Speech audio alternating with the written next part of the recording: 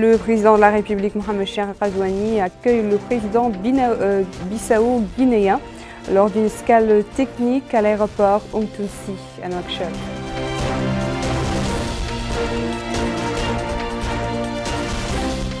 Le président de la République supervise la cérémonie de remise des prix de la deuxième édition du concours du prix du président pour la mémorisation et la compréhension des précis et textes enseignés dans la Mahadra. Une délégation ministérielle de haut niveau visite des villages dans le Hadj Sharqi, frontalier du Mali.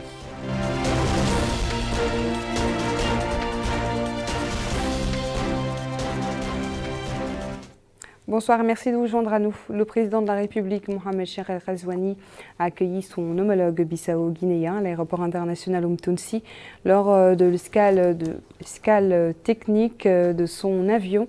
Était également à l'accueil le Premier ministre Mohamed Bilal, entouré du ministre secrétaire général de la présidence de la République, ainsi que de la ministre conseillère à la présidence et de certains membres du gouvernement et d'autres personnalités de l'État. Les deux présidents se sont dirigés par la suite vers le salon d'honneur de l'aéroport où ils ont tenu des entretiens en présence des membres des deux délégations centrés sur les domaines de coopération entre les deux pays.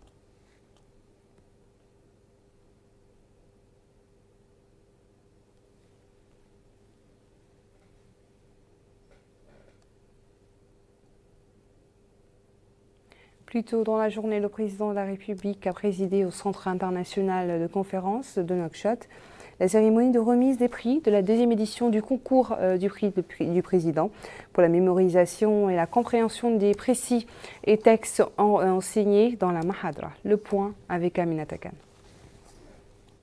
Pour la deuxième année consécutive, le président de la République, Mohamed Cheikh Al-Qazouani, a rehaussé de sa présence à la cérémonie de remise des prix de mémorisation et de compréhension des récits et des textes enseignés dans les Mahadra. Ce concours qui porte sur toutes les sciences et les principaux ouvrages généralement enseignés dans nos Mahadra du Saint-Coran se rapporte à la jurisprudence, à la doctrine et à ses règles des hadiths, de la sira, de la biographie du prophète paix et salut sur lui, ainsi que des sciences de la langue arabe et des sciences de la logique. C'est ainsi que le chef de l'État a remis le premier prix du concours qui s'élève à 5 millions d'ouguiya à Sid Ahmed Mohammedan Beiba.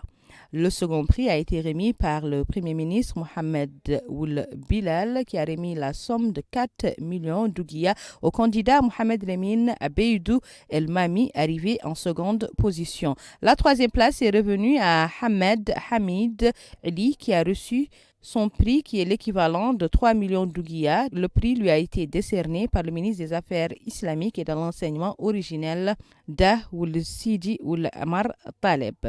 Ce concours auquel 341 étudiants ont participé à sa deuxième édition cette année vise à encourager les étudiants de la Mahadra à lire et à exceller ainsi qu'à préserver la spécificité et l'excellence du pays dans le domaine de l'éducation mahadranienne. Et c'est à cette occasion que le ministre des Affaires islamiques et de l'enseignement original a déclaré que pour assurer la pérennité du programme des étudiants de la Mahadra en matière de mémorisation et d'enseignement des textes de base de la charia et du maintien de l'éclat culturel et du rayonnement civilisationnel chingitien, qu'il est important d'organiser ce genre de concours pour favoriser le savoir encyclopédique scientifique islamique. Il s'agit aussi pour lui de découvrir les capacités et les potentialités scientifiques des jeunes qui sont un trésor précieux dont la nation a besoin pour maintenir la place de choix qu'elle occupe sur le terrain des sciences islamiques. Ensuite, créer un espace de compétition entre les jeunes sur la base des connaissances et des compétences. Lui succédant, le secrétaire général du Conseil des oulémas, Cheikh Ould Salah, a indiqué que le prix du président de la République pour la préservation et la compréhension des textes des Mahadra contribue à la protection, mais également à la promotion de l'unité nationale et au renforcement des sciences islamiques dans nos sociétés, indiquant qu'il combat également l'extrémisme et redonne à la justice son rôle dans la relance de l'esprit de la compétition scientifique ainsi que de sa formation.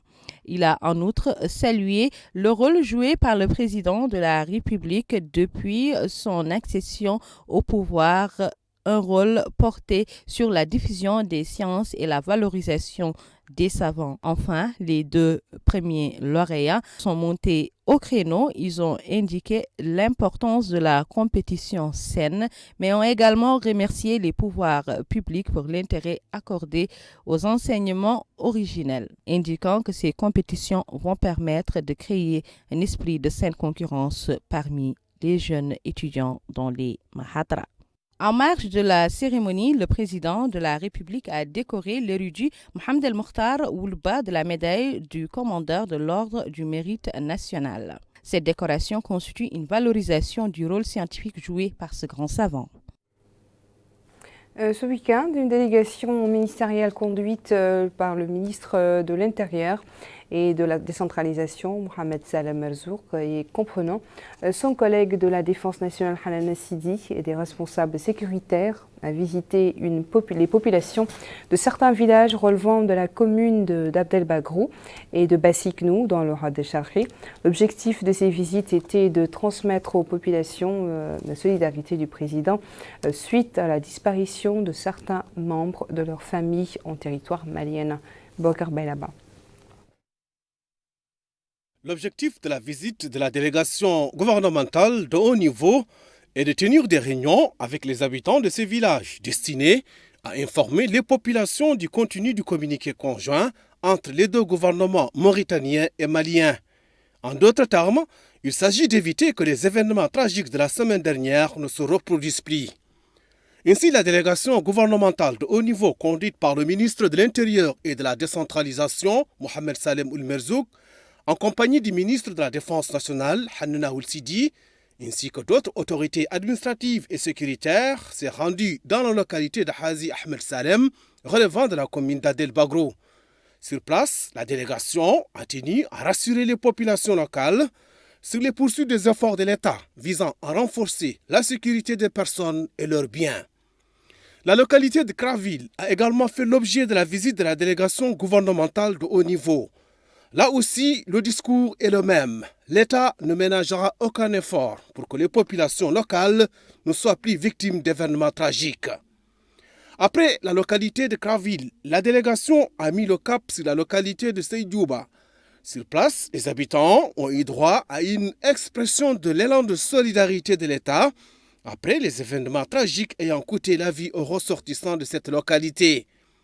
Après la Muqata d'Adel Bagrou, la délégation s'est rendue dans la localité d'Arkam, relevant de la Muqata de Bassiknou. À l'image des précédentes étapes, la délégation a tenu à informer les habitants sur les efforts censés se renouveler de l'État pour que de tels actes ne se reproduisent plus et le souci constant de l'État de renforcer la sécurité des personnes et leurs biens. Au terme de ce périple au Had el-Charri, le ministre de l'Intérieur et de la décentralisation, Mohamed Salem Ould Merzouk, a transmis aux populations les salutations et l'expression de la solidarité du président de la République, M. Mohamed Ould Cheikh El Ghazouani, Il a tenu à rassurer les populations au nom du président de la République de la poursuite des efforts de l'État visant à sécuriser les habitants et leurs biens. Il a ajouté que les pouvoirs publics, mis par le souci de préserver les relations de bon voisinage avec le peuple malien frère, ont conjointement avec les autorités maliennes pris toutes les dispositions nécessaires pour éviter la récidive.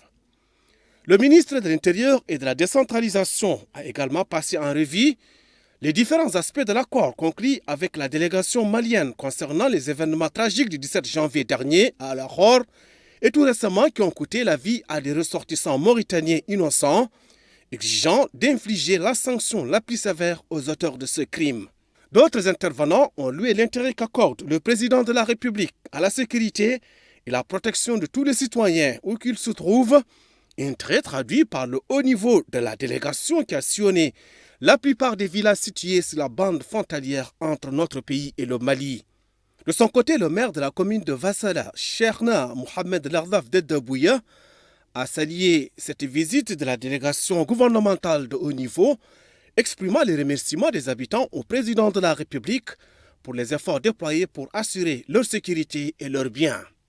La délégation gouvernementale de haut niveau était également composée du directeur général de la Sécurité nationale, du chef d'état-major de la Garde nationale, du chef d'état-major de la Gendarmerie nationale, du directeur de la sécurité extérieure et de la documentation, ainsi que d'autres autorités administratives et sécuritaires. Tout compte fait, la pandémie de Covid-19 n'a pas été globalement négative puisqu'elle a tout de même contribué à l'amélioration de l'expertise du personnel sanitaire national, particulièrement dans la lutte contre les urgences épidémiologiques. C'est ce qu'a déclaré le ministre de la Santé, Sidi Zahaf, lors d'une conférence de presse tenue hier soir à Nouakchott. Par la même occasion, il a fait le point sur la stratégie de riposte à la pandémie Covid-19 en dressant un bilan de 2 ans d'efforts du gouvernement et de ses partenaires. Mohamed Khatat. 2 ans jour pour jour, 13 mars 2020, 13 mars 2022, après l'apparition de la pandémie de la Covid-19 dans notre pays, l'heure est au bilan. 2 ans d'efforts du gouvernement que le ministre de la Santé, M. Sidi Ould Zahaf, a présenté lors de cette conférence de presse tenue sur la thématique stratégie de riposte à la pandémie Covid-19, bilan et perspectives, au cours de laquelle il a évoqué les points importants qui ont caractérisé la gestion de la pandémie, commençant par les mesures prises par l'État pour limiter la propagation du coronavirus, en passant par le processus de vaccination qui a été mis en place et la stratégie de suivi-évaluation qui a accompagné cette gestion de la pandémie. Le ministre a indiqué que la volonté politique a été fortement présente dans la gestion de la Covid-19, conformément aux directives de son Excellence le Président de la République, M. Mohamed Ould Cheikh Al-Qazouani.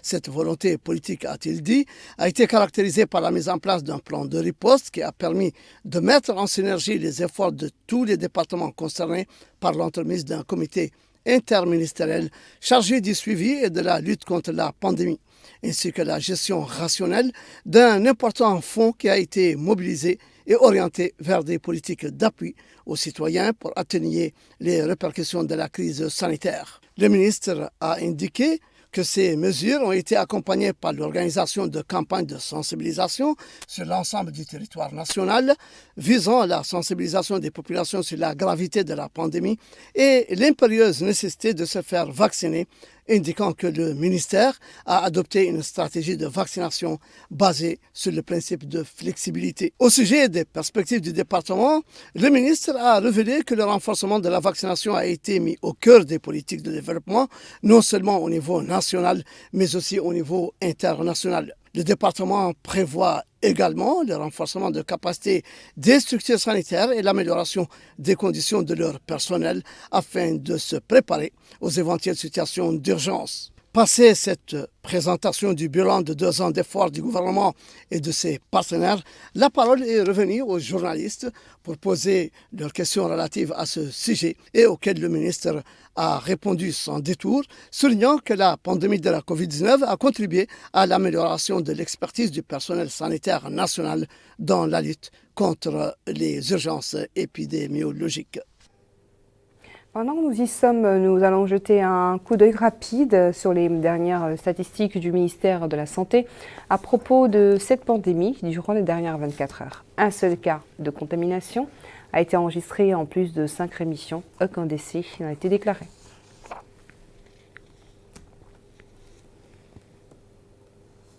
Et comme chaque début de semaine, le ministère de la Santé tient un point de presse pour donner le bilan de ces infections, des guérisons et des décès relevés durant la semaine écoulée. Je vous invite à suivre le point de presse. 8679 tests ont été réalisés, dont 2123 PCR. 9 cas positifs ont été enregistrés durant la dernière semaine et 15 guérisons, ce qui porte le cumul des cas positifs enregistrés depuis le début de la pandémie à 58 658 et le cumul des guéris à 57 654. Pour les performances de tests sont assez faibles cette semaine, 41%, particulièrement les régions d'Inchiri, Nouakchott Nord et Houd Gharbi ont enregistré des taux de tests faibles, en plus de la région de Trarza. Les taux de positivité sont quasi nuls dans presque la totalité des régions, et aussi les cas actifs sont leur nombre est très réduit, alhamdulillah. Pour l'hospitalisation, nous avons enregistré durant la dernière semaine 5 nouvelles hospitalisations, dont 4 graves. Nous avons aussi enregistré un décès, et 3 sorties d'hôpital. Pour l'évolution de la 4e vague, nous enregistrons toujours une baisse de nombre de cas, alhamdulillah, et des taux de positivité aussi. Pour la situation de la vaccination, durant la dernière semaine, nous avons réalisé 2921 nouvelles doses, premières doses, pour les sujets moins de 18 ans, 1048 deuxième doses ou complètement vaccinés et 184 doses de rappel. Pour les plus de 18 ans, nous avons enregistré 3977 premières doses, 4177 complètement vaccinés et 2853 doses de rappel. Nouakchott a abrité ce lundi un colloque sur l'autonomisation des femmes organisé par le Forum culturel universitaire et le ministère des Affaires sociales, et de l'enfance et de la famille et le Bureau des Nations Unies pour l'Afrique de l'Ouest et les États du Sahel. Bokar Baylaba. Cette première édition du Forum régional annuel consacré à la femme, la paix et la sécurité en Afrique de l'Ouest et au Sahel est le fruit d'une coopération entre le G5 Sahel et la CEDEAO et réunit des hommes politiques dont des parlementaires, des représentants du G5 Sahel et de la CEDEAO, des organisations non gouvernementales et de la société civile. Le secrétaire général du ministère de l'Action sociale, de l'enfance et de la famille, Sadvi Oulsidi Mahmoud, a précisé que l'implication de la femme dans la prise de décision est une composante importante dans le cadre du programme du chef de l'État. Il a aussi mis en avant les différents mécanismes mis en œuvre pour protéger et promouvoir la femme, dont la mise en place d'organes dédiés à la gente féminine et l'organisation de campagnes de sensibilisation. Malgré les acquis, force est de constater que les femmes de la sous-région ouest africaine et au Sahel demeurent sous-représentées au niveau décisionnel dans les domaines d'activité publique et politique. La vague des élections qui se sont tenues ces dernières années dans la région est une preuve flagrante du déclin de la participation des femmes en tant que candidates. Cette tendance semble se poursuivre au regard de l'évolution des élections qui s'annoncent. Qu'avons-nous omis de prendre en compte dans nos analyses, nos recherches, nos efforts pour mettre en exergue le rôle catalytique de la femme dans la promotion de la paix, de la sécurité et du développement durable dans la région? Rappelons que ces rencontres s'étalent sur 2 jours. Hier soir, la commune de Darnaïm a vécu au rythme de la soirée culturelle autour de la participation de la femme au développement socio-économique. Cette manifestation s'inscrit dans le cadre des festivités marquant la Journée internationale des droits de la femme.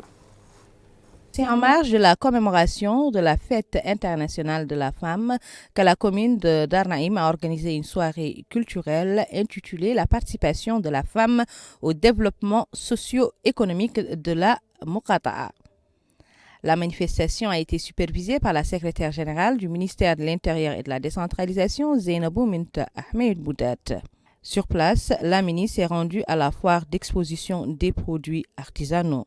Ensuite, dans un mot prononcé pour la circonstance, le maire de la commune de Darnaïm, Momo Ould Khoutoub Ould Momo, a déclaré que la municipalité va poursuivre ses efforts dans le but de booster le rôle de la femme au niveau de cette commune. Par ailleurs, il a ajouté que la femme a toujours été présente dans les discours du président de la République, Mohamed Ould Cheikh Al-Ghazouani, notant que bon nombre de hautes fonctions de l'État sont occupées par des femmes.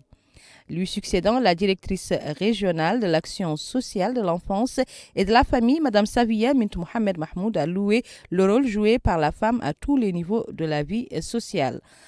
Ensuite, des attestations ont été décernées aux femmes qui se sont le plus engagées cette année aux côtés de la commune et ont servi les populations de leur localité.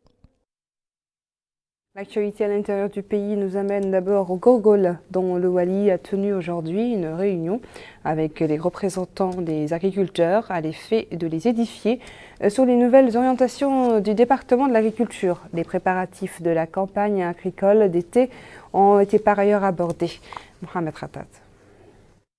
C'est dans le cadre des orientations des pouvoirs publics visant l'atteinte de l'autosuffisance alimentaire dans le domaine agricole et en appui à la sécurité alimentaire par les aménagements ruraux que le wali du Gorgol, M. Ahmed Noussi Deba, a tenu cette réunion avec les représentants des agriculteurs et les acteurs du secteur en présence du directeur général adjoint de la SONADER. Le wali du Gorgol a appelé les agriculteurs à rembourser leurs créances pour pouvoir continuer à cultiver les terres dont l'inexploitation n'est pas permise. Ces terres, a-t-il dit, que vous cultivez est une propriété de l'État qui la donne à tout citoyen disposé à la cultiver pour contribuer à l'autosuffisance alimentaire sur le plan national. Si quelqu'un est prêt à cultiver les terres, l'État lui vient en aide.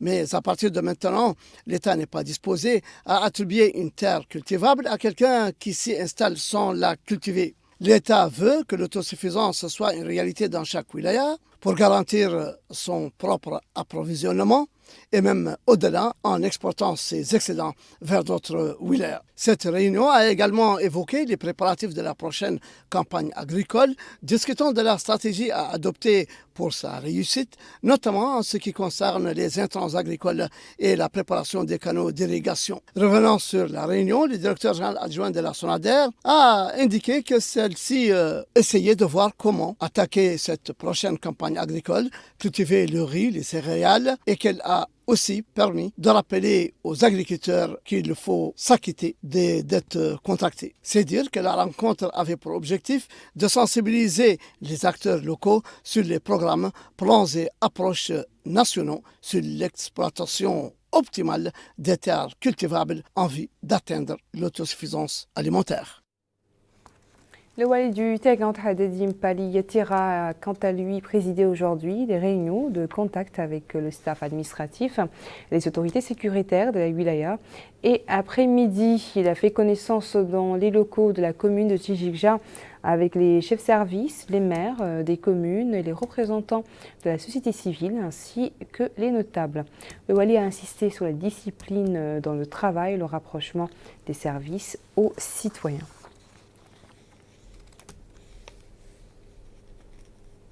Nous restons à Tijikja avec cette fois-ci un gros plan sur la mission de la Poste de la ville qui a été visitée par son directeur général. Il a profité de ce séjour pour s'entretenir avec les autorités administratives, les élus et les représentants de la société civile. Abdullah Damaba nous en dit plus.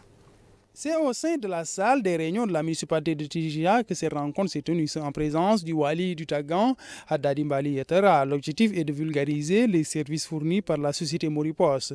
Elle a eu lieu par ailleurs en présence du directeur général de la Moripos, Ali Oul Issa. Ce dernier a déclaré que cet événement rentre dans le cadre de la campagne nationale menée par la Moripos afin de vulgariser les services fournis par cette entreprise aux usagers.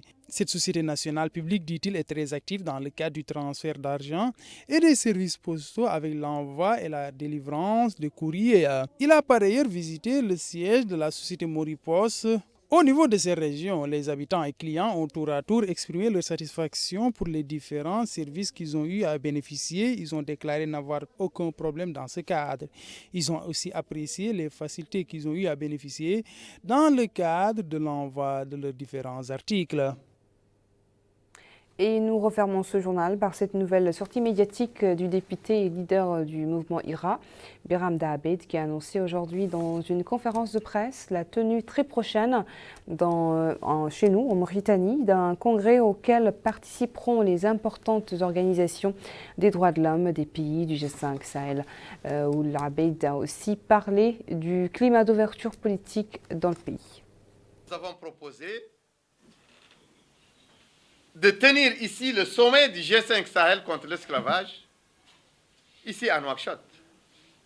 Ce consortium d'ONG anti-esclavagistes de la sous-région ouest africaine et du Sahel-Sahara, qui est représentatif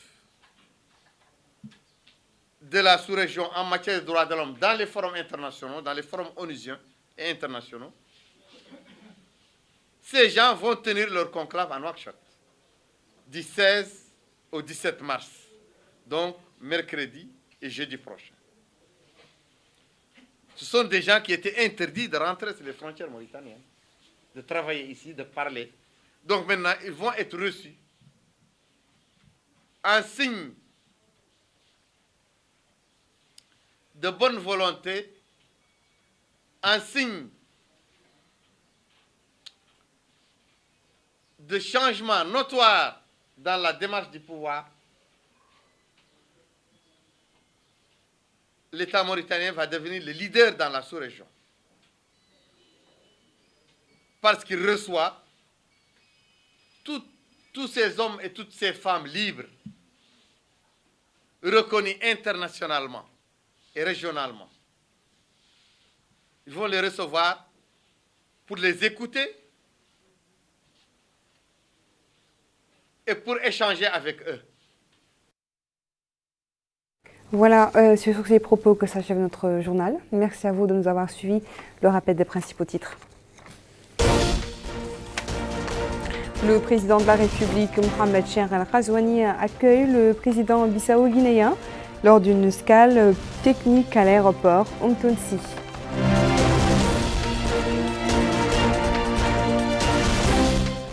Le président de la République supervise également la cérémonie de remise des prix de la deuxième édition du concours du prix du président pour la mémorisation et la compréhension des précis et textes enseignés dans la Mahada. Et une délégation ministérielle de haut niveau visite des villages dans le Had El Charqi, frontalier du Mali.